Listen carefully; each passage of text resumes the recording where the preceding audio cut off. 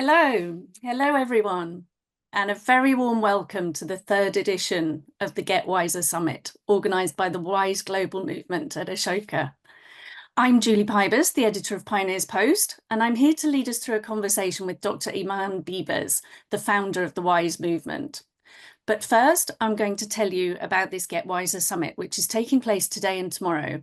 And these 2 days are all about recognising and celebrating the women social entrepreneurs all over the world who are making a difference to their communities in a myriad different ways. The objectives of the summit are, firstly, to initiate a dialogue about the current approaches to measuring the impact of women social entrepreneurs. We're going to hear more about that in a moment with Dr. Bibars. It's all about scaling up, scaling deep, and scaling out. We also want to create a space where women can reflect, celebrate their successes, and share their personal journeys in their own voices. And this is about honouring the women and girls who lead transformative systems change across different spheres of society. The overall goal of these 2 days is not only to drive deeper conversations, but to encourage you all to rethink traditional measures of success, focusing on lasting, inclusive change. I'm the editor of Pioneers Post, which is the independent news network for the global impact community. I'd love it if you checked out our website at pioneerspost.com, where you can sign up to receive our free weekly newsletter, and you can also find us on social media. Women social entrepreneurs are really important to us at Pioneers Post too. We're a global publication, but in the UK, we're lucky enough to have support from NatWest to run a programme and an annual awards ceremony for women social entrepreneurs. And that's called the Wise 100. No relation to this Wise movement, although we share the same goals to empower and to celebrate women social entrepreneurs. And we know from our experience that it's necessary to support women social entrepreneurs for a number of reasons. For example, women struggle more than men to access finance. I've been told by women social entrepreneurs that they've experienced outright sexism from funders and investors. What's more, traditional expectations of gender roles mean that women are often juggling their families and other caring responsibilities with their work. And women often don't have the same professional networks of support, that old boys network, as men do. So let's dive into our interview. I'm delighted to introduce you all to the inspiring and passionate Dr. Iman Bibars, who is the founder of Ashoka's Women's Initiative for Social Entrepreneurship, or WISE movement. In addition to that, she's the Vice President of Ashoka and the founder and regional director of Ashoka Arab World. Dr. Bibars is a visionary for social entrepreneurship and has been a pioneer for women-led and gender-focused development initiatives for more than 30 years. She's the co-founder and current chair of Egypt's very first microfinance organisation, the Association for the Development and Enhancement of Women, and she holds a PhD in Development Studies from Sussex University and a BA and MA in Political Science from the American University in Cairo. Before we begin, I'm sure you'll all be bursting with questions for Dr. Bibars. We won't have time for questions in this session, but there will be lots of opportunities later on for that. So, Dr. Bibars, it's an enormous pleasure to have this conversation with you. Welcome to the stage. So I'd love you to start by explaining to us what sparked your interest in women social entrepreneurs. Well, I'm always, as you just said, interested in women, the empowerment, and I was always an advocate for women, and especially those who have no voice or agency. And when I joined Ashoka, that was the first time I understood anything about even what social entrepreneurship is. And it was also the first time that I realized I'm a social entrepreneur because of what I did in my background. I didn't realize that before.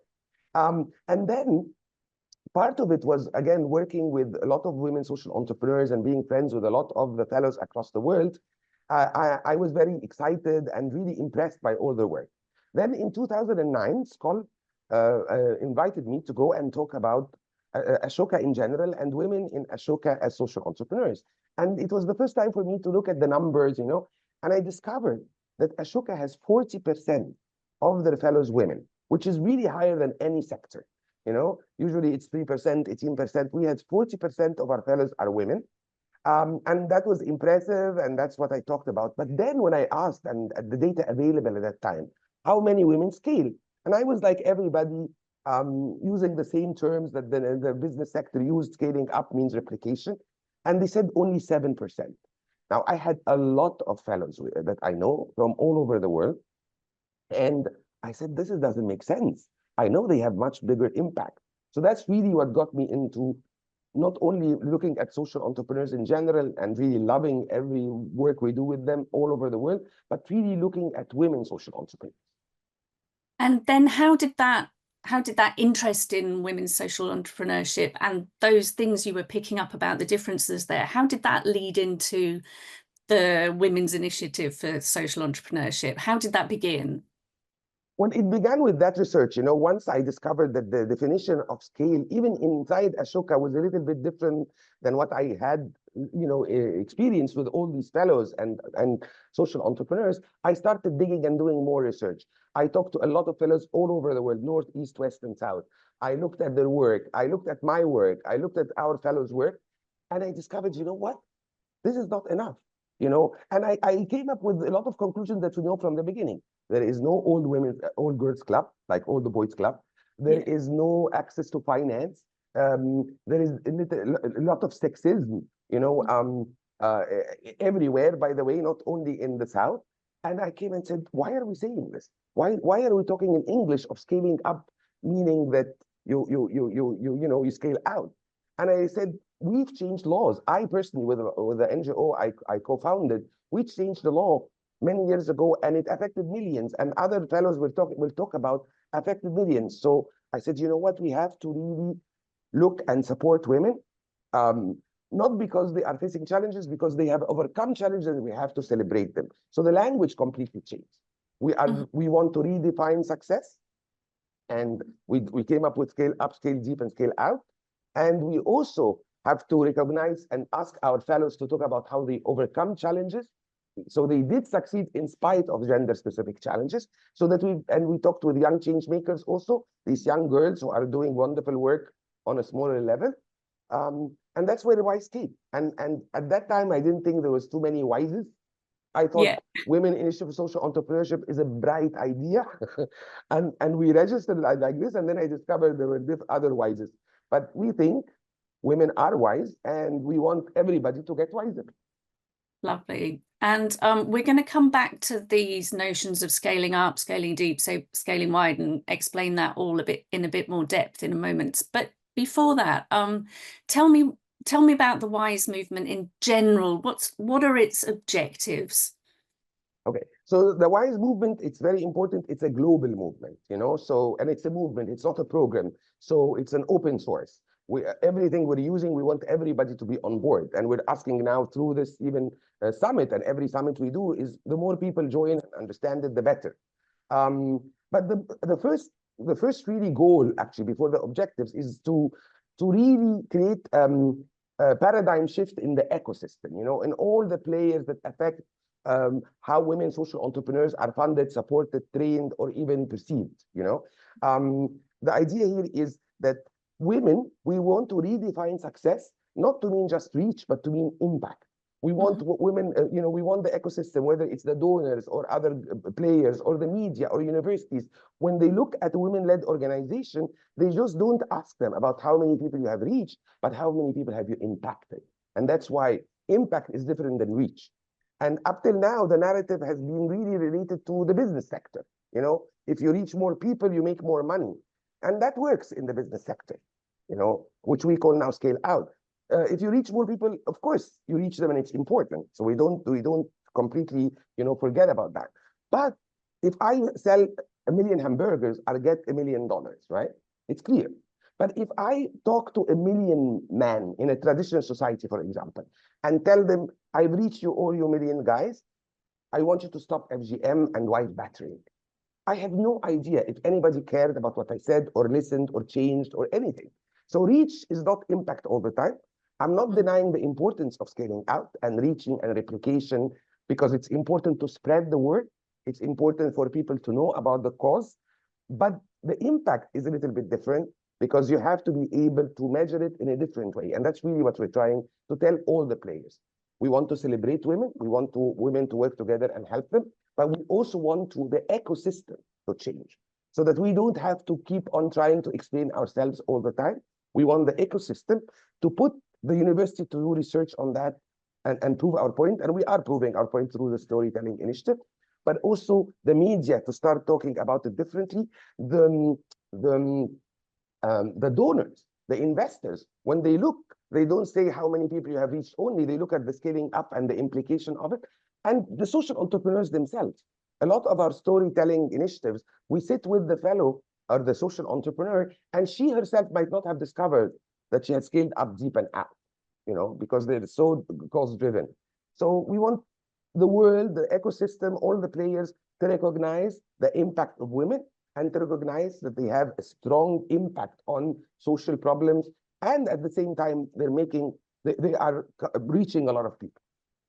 Yeah, so impact measurement, of course, is a thorny subject that's spoken about in so many different ways, and lots of people have got different ways of coming at impact measurement, don't they? And you're mentioning those three phrases a lot in what you're saying. So I know you've got some really good examples of what scaling up means, what scaling deep means, and what scaling out means. Just talk us through the differences in concept behind those. Okay. So scaling up is when a fellow or a social entrepreneur looks at a problem that's caused because there is a policy, there is a law, there is a regulation. So you go in and you advocate and you work and you create networks and you work within the system to change that law or policy. Now, the reason why we chose that policy is because there is a group that is being prejudiced against or biased against, or they have no voice. So usually when you want to change a policy, you want to change a policy that discriminates to a policy that equates and treats people with respect. So that's scaling up. And a lot of the fellows, because they're cost-driven and because there are many laws and regulations that might really hamper development of any group, not only women, they work on changing policies. And I'll give examples here. So that's, and when you change a policy or a law, you affect this generation, the coming generation, and forever. So it's really a long-term even impact. So it's not something where you do it for once and that's it. It's really a policy or a law that changes, it stays and affects everyone forever. So that's scaling up. Scaling deep is when you change people's mindsets. You change people's the way they think, the way that a certain tradition that was done in the wrong way or a misinterpretation of religion. So again, when you change that, when you change a tradition that was harmful to women or to children or to a voiceless group or to a minority, and you change the way think about it, then it changes forever, because again, the group will change, their kids, their children, their neighbors, their cousins, everybody else will change. And then when you create this momentum, then you affect everybody else. So scaling up is about policies and laws. And when you change it, you change everything. Scaling deep is about thoughts, mindsets, traditions that are harmful to any group. And then scale out is really the replication and the franchising and reaching more people. So these are the three metrics, or whatever we prefer to call them.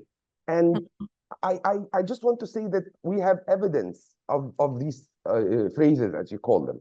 For example, one of our fellows who we're going to talk tomorrow, Nani, she was able to get women ID cards and to get the children who have no fathers or the fathers are not there, the mothers were able to get them birth certificates. In her first 10 to 20 years, and she worked with everybody, with all the partners. After 10, 15 years, 19 million women were able to get their ID cards, which meant they could get health benefits, they could have insurance, they could go and work and not have, to work in an informal sector, and to be legally there, right? The children who were able, just the first, again, 20 years, who were able to have birth certificates were 40 million, which meant that they could go to school, they could work and have a job and not only pay taxes, but have an income. So this is the way we're trying to prove that, and all what she did was just change the laws of how these birth certificates were issued and how the IDs were issued. So this is an example, and this is why how we present it, and we're training our fellows to present it. We are giving you numbers at the end, but it takes time, and we're giving you monetization. How much money does the government get out of it and the community get out of it? So this is the scaling up. The scaling deep, for example, we have another fellow from India who worked with sex trafficking, right? And she worked in villages. for the girls who came back, you know, and how they were with stigma, nobody wanted to talk to them. And she trained them and trained the community she's working in on certain traditional handicrafts, which was very, it has a historical importance for them. And I remember when she told me, and now these girls and their mothers walk with their back straight. They had pride and people started respecting them. And so not only did she allow the girls coming from trafficking to be respected and you know, and this is changing people's mindset. And it went like fire in all the communities around that community, around that village, you know. It just went like fire. So here, from one village, it went, I think the last time I talked to her, to 50 villages or 60 villages. You know, the people's attitude changed, the girls themselves changed and their mothers and their families, but also the authorities started to change and started not to harass them, started to allow them to have a certificate for the jobs. So this is scaling deep. And then scaling out is reaching more and more people. So these are the three ones. And there is evidence for the universities to come and look. There is evidence in our stories, and we are working with our social entrepreneurs so that they understand the implication and the impact they do, because they are so used to presenting to donors the number of people reached that they're sometimes afraid to go deeper. So we're helping them do that. And do you find that investors, funders, donors, the media, for example, don't understand or don't want to hear these sort of nuances in the way that impact can be looked at? Of course. I mean, this is very common. A lot of it, because again, there are different ideas. You want to hear, oh, I have saved 1 million people. You know, there is this idea. Yeah. I want to have trained 3,000 people. I want to have reached 1 million people.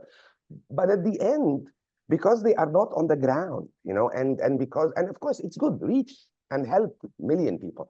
But this works better in service delivery. So if I'm giving immunization, that's clear. It's good to have 1 million, 100 million people. If I am distributing, I don't know, food, it's good.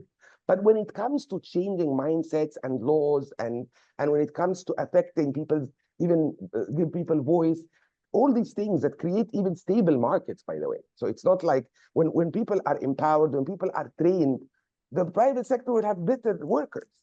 And they will have, and there will be no criminals. So the private sector will have a market that is not affected by crime or terrorism. So this is what we're trying to make them understand. So yes, when it's service delivery, when it's medical, when it's something that needs immediate action, like with for example, in wars or with refugees, is just distribute food and medicine and clothes. Yes, numbers are important. But when you start, for example, even with refugees, women or men, to give them skills to help them start their own initiatives or to help them work, that needs more time. And that's real impact. So yes, I think it has been easier for a long time to just count numbers, because development went from relief to development to entrepreneurship very quickly, and not everybody caught up. And you mentioned very quickly there that you're training the fellows to communicate in this way. Do you find the social entrepreneurs are sort of ready and willing to be able to tell these stories, or do they find it difficult? Do they find that they want to or have to focus on the numbers? Actually, they become very impressed by themselves. You know, it's because it's not like we have a training program. It's we sit with them and talk it, and then they tell us what they did. And I said, oh my God, this is scaling up. She said, what do you mean? Can you tell me how many people? So it's a conversation, you know? So no, the majority really, the majority realize their impact. The majority are proud. Oh my God, I did reach 40 million. You know, I myself, I remember when I started WISE, the organization that I co-founded with my colleagues, 30 years ago, in 2003, we changed the nationality law. And it was the first time we spearheaded, we worked with many other organizations, of course. And we were very proud that we changed the advocacy discourse. We were able to get women to speak on the media, and we were able to allow women by law, like that's how the law was changed, to give the nationality to their kids. Until 2003, women could not give the nationality to their kids, right? And we were so proud that we, a local organization, were able to change the law. That was always our narrative, just how we changed the law. Until I started WISE, and I said, you know what? let me look how many people were benefited. And I did.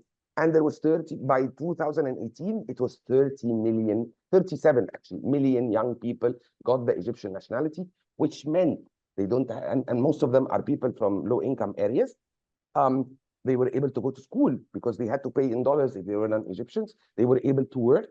They were able to produce. They were able to live a dignified life, because they were not considered Egyptian before that.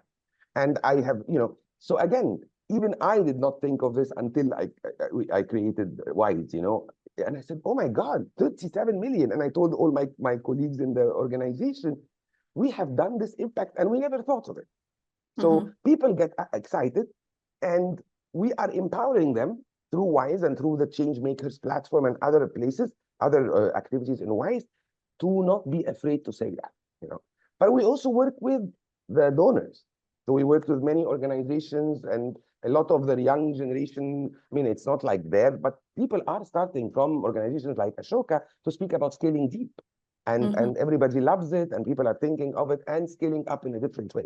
And this is really why I'm saying it's a movement, it's open source, people can use the terms, because this is also how women work, We don't franchise, we actually spread, because we are very focused on reaching our goal. And well, at Pioneers Post, we recently ran a webinar about impact measurement, and it was our most popular webinar yet. Because it's impact measurement is something that investors require or funders require, isn't it? But from what you're saying and from what we know at Pioneers Post, that process of sitting down and reflecting on what you've done and the impact that you can have can be very powerful in a busy life of a social entrepreneur where they're always trying to deliver. It's important, isn't it, to take a little bit of time to reflect and to think about the difference that you've made. I think it's extremely important for the social entrepreneurs. And I think this is where Ashoka has always been helpful. I mean, from the day we elect them to the day, men and women, and then the relationship we have with them, we're always forcing them nicely, because we ask a lot of questions to reflect. And that's what also WISE is doing with we have 1,800 female fellows across the world. That's also what we're trying to do, is give us time, just 2 hours, let us talk about it. And then they get excited. And we talk to we like tomorrow, for example, there is a whole session where all of the fellows, moderated by a colleague from Ashoka, are going to talk about this, how they scaled up, deep, and out, so that it spreads. We think it's like you have to spread, and you have all these, ambassadors everywhere, because that's how a movement works. And so WISE is a movement born in the global South. We're here on a global stage today, which is wonderful. So how does the global South perspective help redefine this concept of impact? How have you been bringing global South perspectives into it? And especially for the women change makers who experience unique cultural, economic, and legal challenges. Okay, so your question has 2 points. I would like to start with women everywhere have challenges, and it is and women everywhere also overcome challenges. And there are cultural challenges in the United States that are as different a little bit, but as bad as some other countries in the South. So I think this is also my perspective, that women everywhere are not that different, Some people have more liberties or freedom, but at the end, they have other types of cultural issues and problems. Our perspective, to be honest, is partly, of course, I am from the South, but again, I am versed in all cultures, but it's also, we brought them down to earth, I think, we have seen women working on the ground. A lot of the field work, offices are dealing directly on the ground with people working. And I think that's where it came from. It came from seeing all these fellows personally and knowing about them. In the North, a lot of literature, especially the last 20 years, has been on social enterprises. The philanthropy and the social entrepreneurship scene was, covered or not taken, but at least, guided by wonderful business people who came in and took over. So the mindset is very different there. And they forgot the old way of thinking about development, about social entrepreneurship, about cause, really working to change mindsets and to help voiceless people. I'm not saying I still think they're doing a great job, but it's a very different mindset where really the business mindset, the business development or definitions has really overruled everything. And as I say, there is room for everyone. So this is where we came in. However, I just want to reiterate that in the North, there are cultural problems just as in the South. And I'll just give two examples quickly. We have the Girl Trek, which is an organization in the United States that is co-founded by Morgan Dixon, an African-American Ashoka Fellow.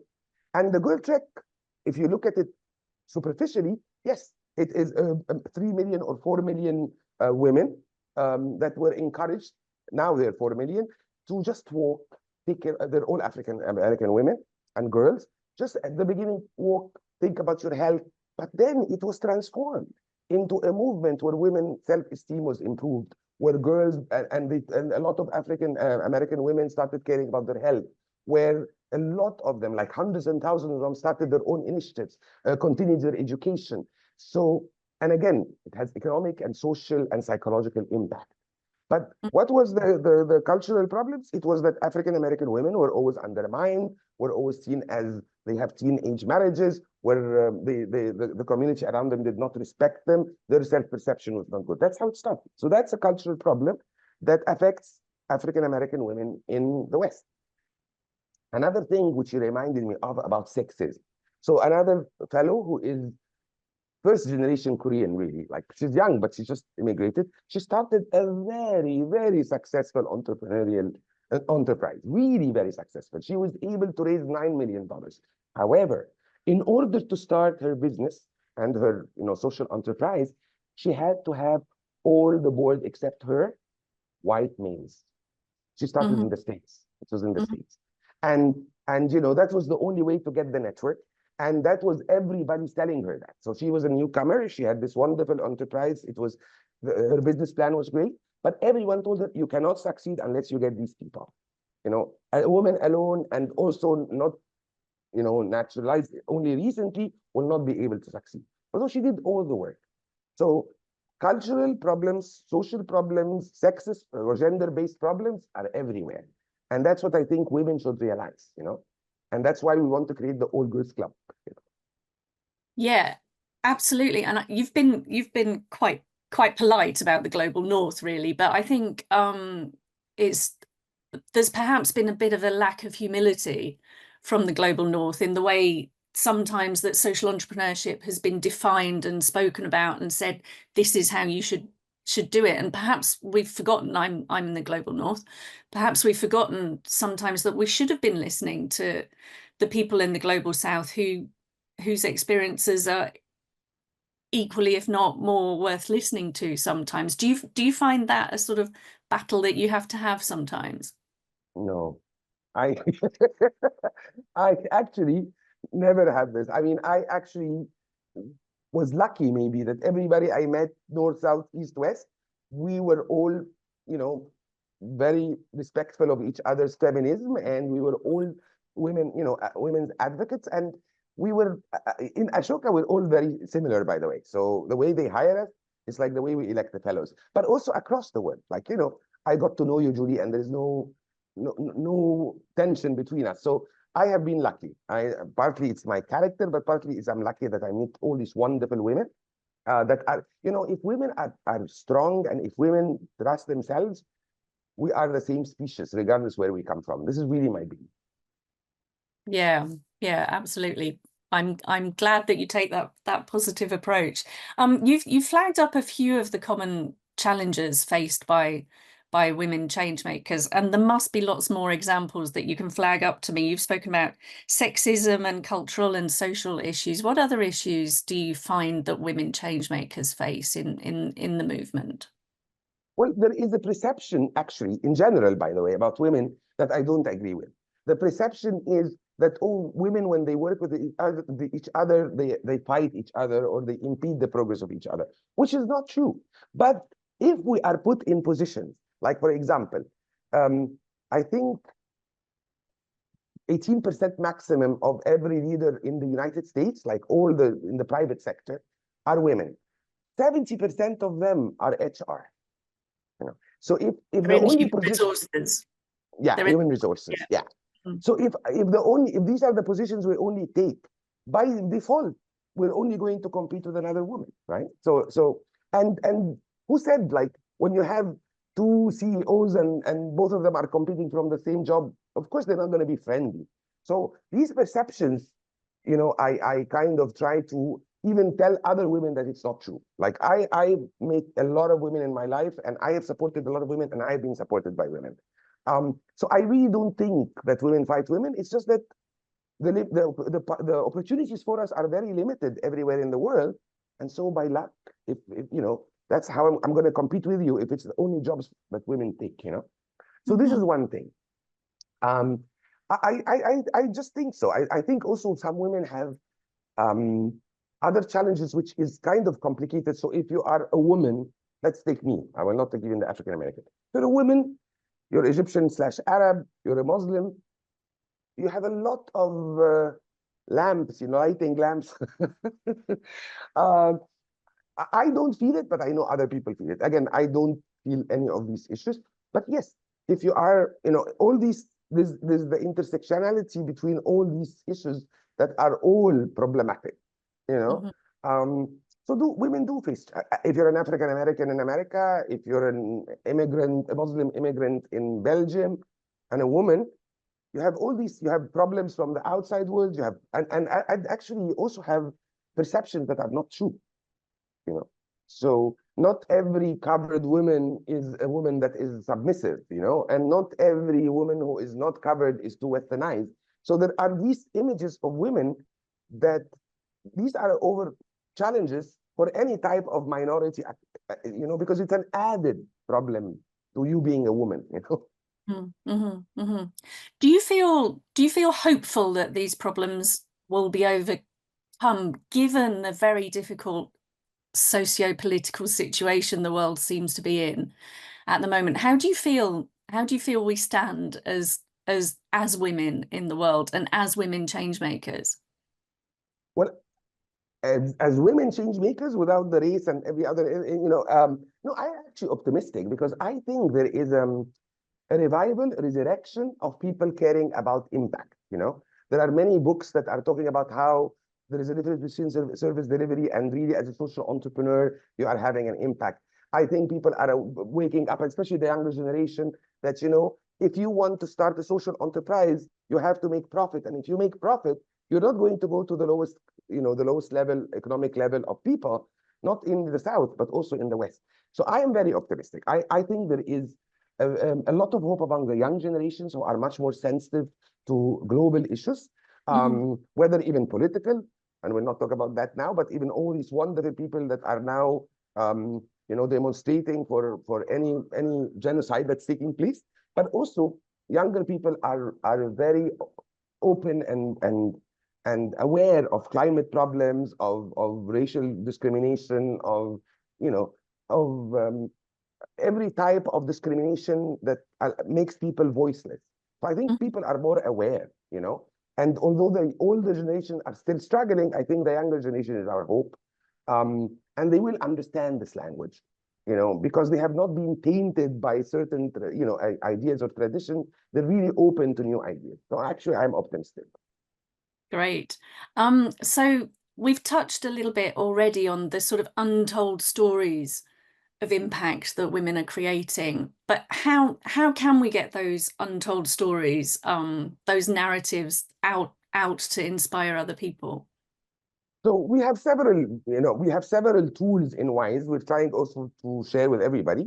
We have the Change Makers platform, which is on LinkedIn, but it has a lot of fellows, but also everybody who wants to join from the ecosystem, where women share their experiences. They also support each other. It's kind of my dream of an all-girls club, you know, and we're inviting more people to attend. Then, so it's the Change Makers, you know, like HERS for the end. Then we also have the WISE website. And the WISE website is really about part of what we call the storytelling initiative. And that's how we are, as you said, training our fellows. So it has videos, it has captions, it has stories written for anybody to come in and connection to the fellow from all over the world, where they are expressing the three, how they scale up every. And by the way, you don't have to do the three. You can scale up only, or you can even still scale out. So it's not like we're discriminating against anybody. But the website is a very active place where you can find everything, and we share it on the social media.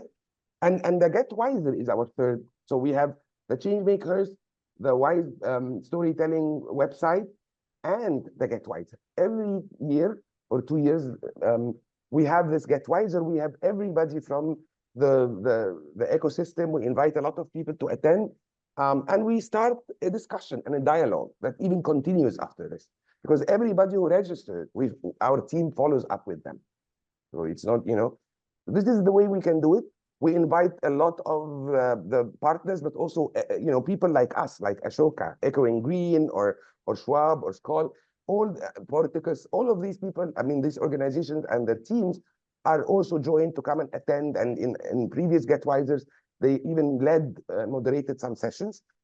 And I think it's spreading. I'm happy that a lot of people now are using Scale Deep, and Scale Up in a different way. And again, women in social entrepreneurs in general work within the system, and in general, they transfer the know-how without having to do a franchise. And so that's what Wise is doing too. It's an open source. We believe that the women movement's everybody's movement. So that's how we think it. Yeah, and your colleagues have put in the chat some links to all those initiatives that you've just highlighted. So everyone make sure you've got the chat open so you can see those links there. There's the conversations we're having here, there's your website, there's these sort of places, but how do we get that out into the wider world? What are the keys to telling those stories and getting those stories sort of so everybody knows about them? Is it the media? Is it where would you like to see those stories go? I think the media has to play, and we already put it on social media, but again, social media is so crowded, Yeah. But I think the media, people like you and your friends, because the media, and of course, if there are stories on even TVs, and that would be even better. We're trying, but again, what's happening in the world is so crowded, and people are, and that's why we're starting videos with the fellows now, because people don't read that much anymore. So, and we're putting on the social media, and we have a lot of people coming in because of that. But to put it, I mean, at the end, we say it belongs to everybody. So I think all the people who are on our board, like you and others, should really spread it. And I am very optimistic still. It takes time. I mean, in the middle, since we started globally in 2018, there were 2 years of COVID, and then there were wars. So I think in spite of all that, I think we already have a lot of people on our board, I mean, with us, both into the idea. And we have a lot of younger people in organizations that are trying to convince their bosses to do it. And we have a lot of fellows on board with us too, like on the idea. But yes, we wish the media takes over. I think the media will help us a lot. And websites, other websites. And again, we're saying we are open, we are an open source. Just, we can introduce you to the fellows, and you can take the stories. There's no copyright for that. We have no problem, Yeah, I think, well, journalists traditionally are, as we started off with in our conversation, they're interested in the numbers, aren't they? And the sort of headlines. And when it comes to what social entrepreneurs are doing, there's the sort of heropreneur narrative where they just pick up on one person and make a hero out of them, and then that story's over. But what might be interesting to highlight is there is a movement called solutions journalism, and more people are getting involved in it, in which journalists are being trained and telling each other about looking at stories differently. And instead of, for example, if a building's on fire, the traditional approach would be running and reporting there's a building on fire, X number of people have been hurt, etc., and that's it, the story's over. But a solutions journalist might come in and say, there's a building on fire. How did that fire happen? How can we help the people heal from the disaster, and how can we prevent it from happening again? So they're looking at the solutions, and that applies to social entrepreneurship. Social entrepreneurs are providing solutions to social and environmental problems, aren't they? And more, I'm hopeful that the media movement, there are more and more journalists seeking out, instead of saying the world's on fire, we've got a climate crisis, what can we do to solve the climate crisis?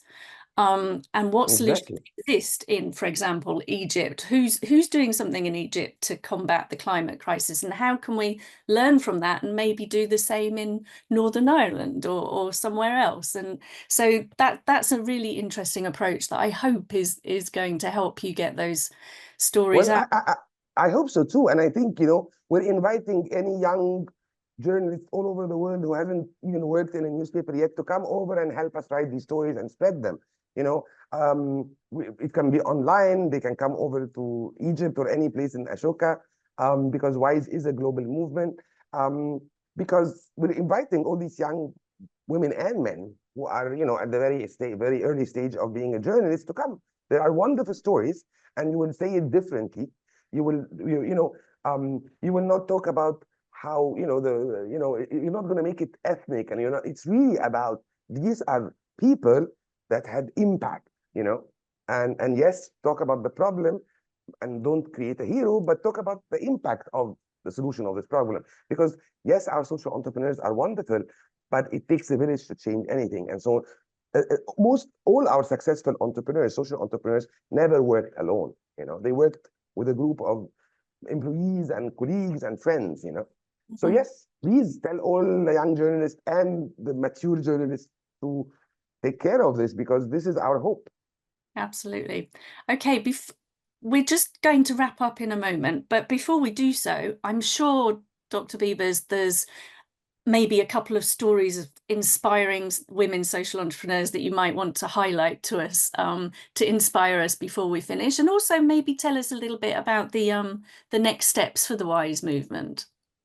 Okay. Well, I actually have several wonderful social entrepreneurs. And just to give you an example. So, for example, there was Magda Skandar, is an Egyptian woman, who had immigrated to the United States. She came back to Egypt because her much older sister got sick, right? She broke down her leg, and we don't have home assistance in our parts of the world at that time. That was 21 years ago. But we also, and there aren't really, and Egyptians don't, a lot of the people in the South don't want to send their families to homes, it's not culturally acceptable. And so she created the first program for home assistance for the elderly. It was a training for 5 years. People from all over the world, experts, came and created that program, and she called it Care with Love. Now, the beauty about it was that she solved the problem of 40,000 families who could afford having a home assistant for their mothers-in-law.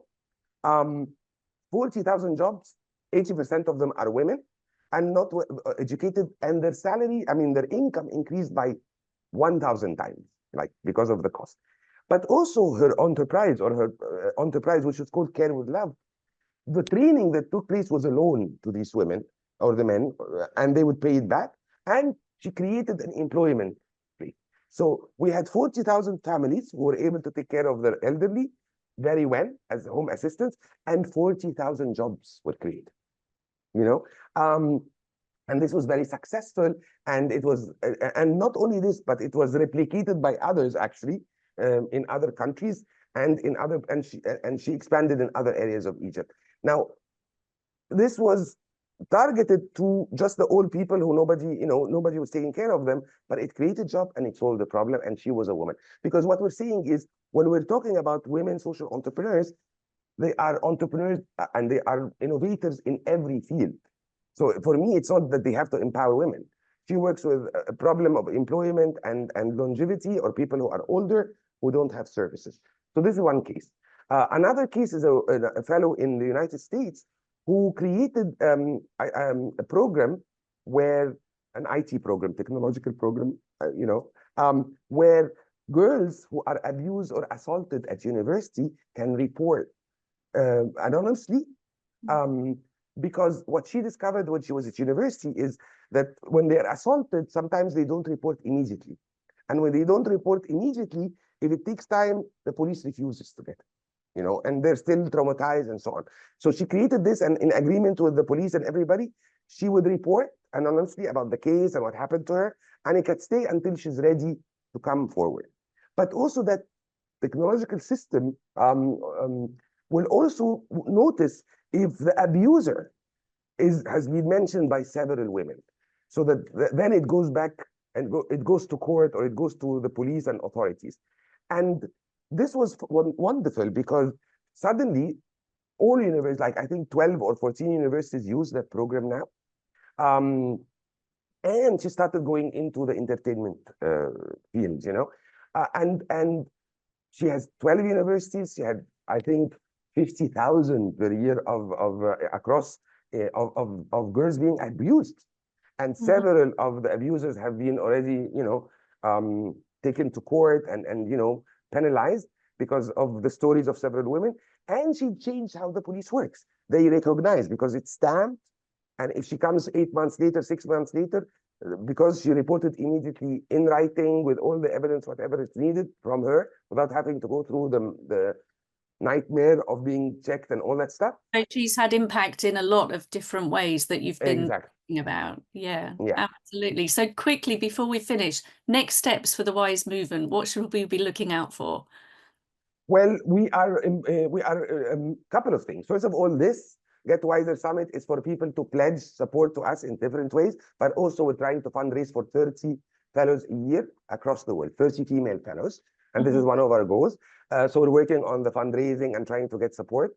We are the Changemakers platform. We're working on increasing. We have already 400 fellows and other entrepreneurs. We want to increase to 1,500, and we want to start the accelerator, because the Changemakers platform is only the first step.